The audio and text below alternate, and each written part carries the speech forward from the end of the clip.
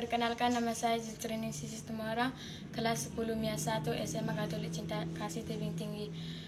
Di sini saya akan melaporkan hasil praktikum saya dari mata pelajaran biologi dengan materi keanekaragaman hayati. Poin pertama, saya akan mengartikan keanekaragaman hayati. Keanekaragaman hayati adalah suatu istilah pembahasan yang mencakup semua bentuk kehidupan, di mana dinamakan dengan skala organisasi.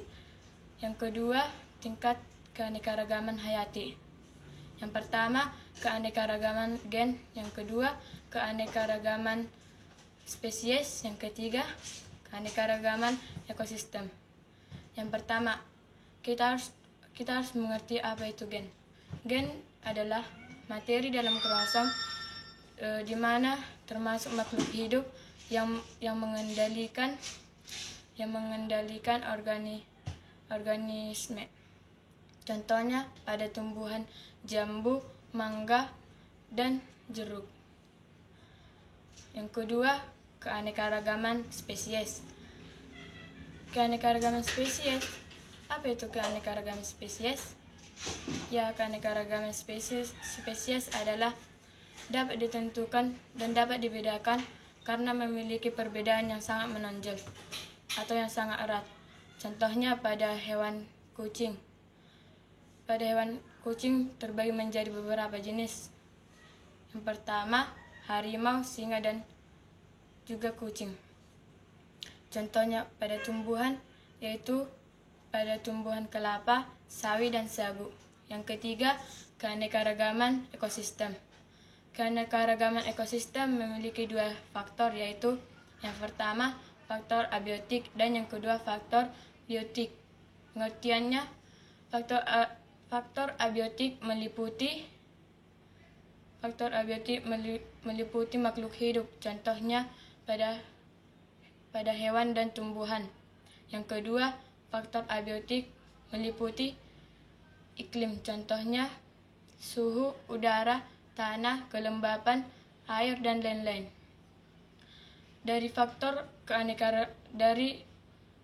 keanekaragaman ekosistem ini memiliki 6 contoh. Yang pertama, ekosistem lumut.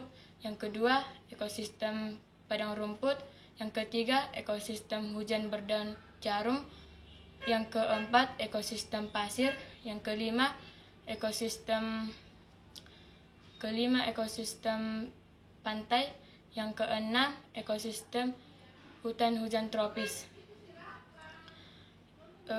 Manfaat dan nilai keanekaragaman memiliki beberapa macam. Yang pertama, sebagai sumber plasma. Yang kedua, sebagai lahan penelitian dan ilmu pengetahuan. Yang ketiga, sebagai pendapatan atau devisa. Devisa adalah pendapatan atau bahan pembayaran yang dilakukan orang luar negeri. Yang keempat sebagai sumber sandang pangan dan kesehatan, dan masih banyak lagi yang lain. Ada beberapa pelestarian, termasuk 2 jenis. Yang pertama, in situ dan ex situ. In situ adalah pelestarian makhluk hidup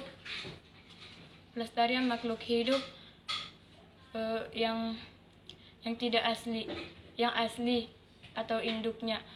Sedangkan pelestarian in situ adalah pelestarian makhluk hidup yang tidak mirip dengan induknya, tetapi dimiripkan agar memiliki nilai rupa yang